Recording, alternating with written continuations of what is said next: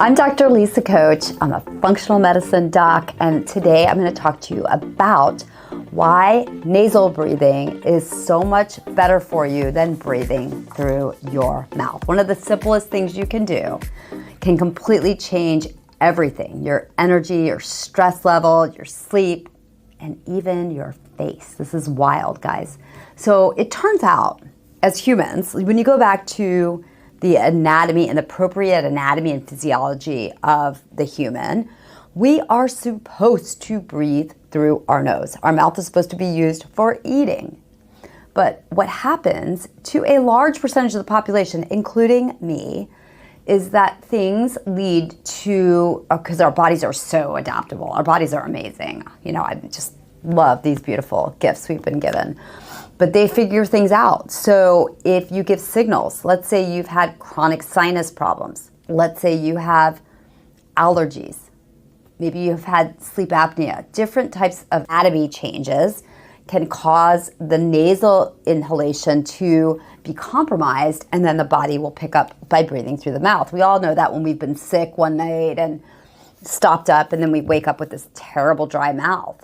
But the part I did not realize till fairly recently is that one of the triggers, chronic stress, which so many people have, pretty much all of us have, chronic stress has a response where you open your mouth to get more air in faster to handle those stress hormones.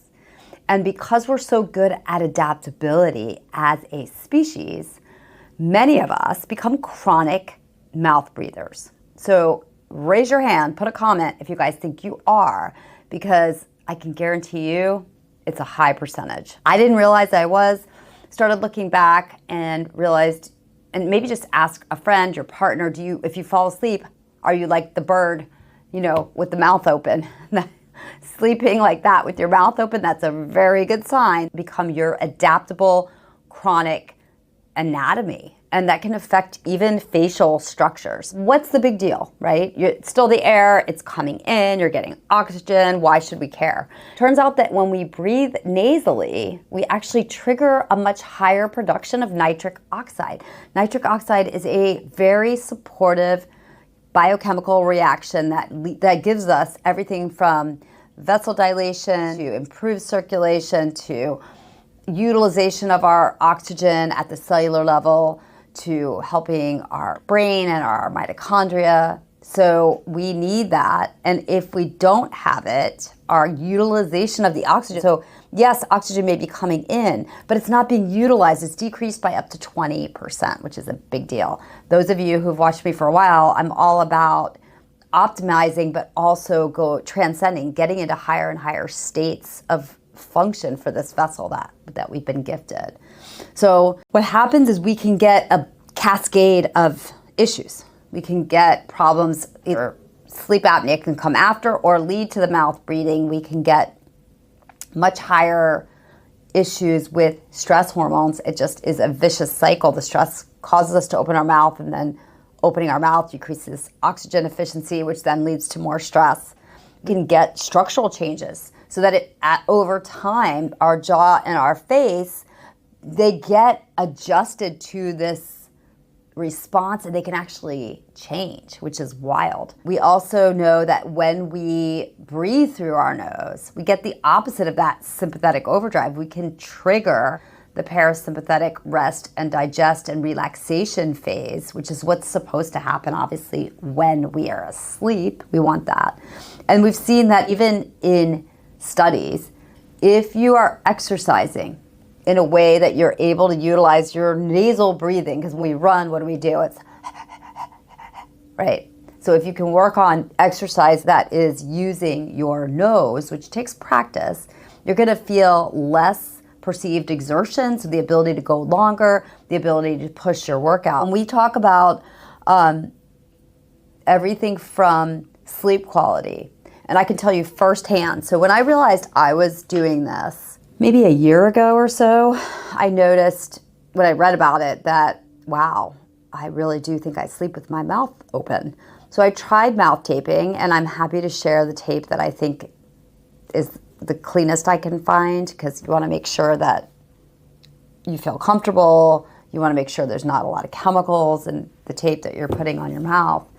When I started trying mouth taping, and I've been pretty regular with it over the past year, definitely noticed improvement in my depth of my sleep, the length of my sleep, a decreased waking, plus waking up in the morning, not as thirsty, feeling like my gums and my mouth feel better. So there's a huge benefit when you don't dry your mouth out all night. You're going to see a huge benefit with your dentition, which is another wild benefit I had never thought about. You need to be careful if you're somebody who has apnea, has a lot of congestion, sinus problems, septal deviation, mouth taping may not be an option for you. So do it cautiously.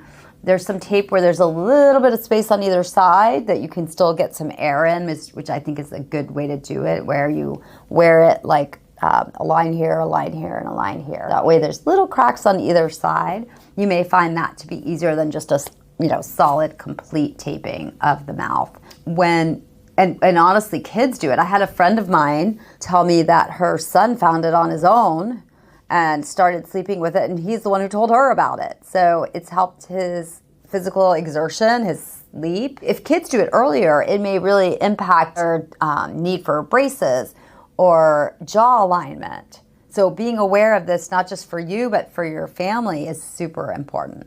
We know that mouth breathing can cause more anxiety, fatigue, decreased concentration because you're not getting that oxygenation. And when you breathe through your nose, there's also studies supporting your blood pressure, which makes sense, again, because it's parasympathetic versus sympathetic. So supporting blood pressure, supporting your sleep quality, lots of data now coming out on this. And I believe if we stick with it long enough, anything is possible. So our body's being so smart that they try to override the need for more oxygen and then immediately just have you sleep with your mouth open. If we retrain, try to get the system back into relaxation, you're working on your nervous system, you're getting deeper sleep, you're getting better oxygen utilization with your mouth taping. My hope is we're going to see more and more studies showing that you don't have to continue to do that, that your body will take over and your more resting state will become nasal breathing. So you can try some exercises. The tape isn't the only thing. You can do alternate nasal breathing or box breathing that I talk a lot about.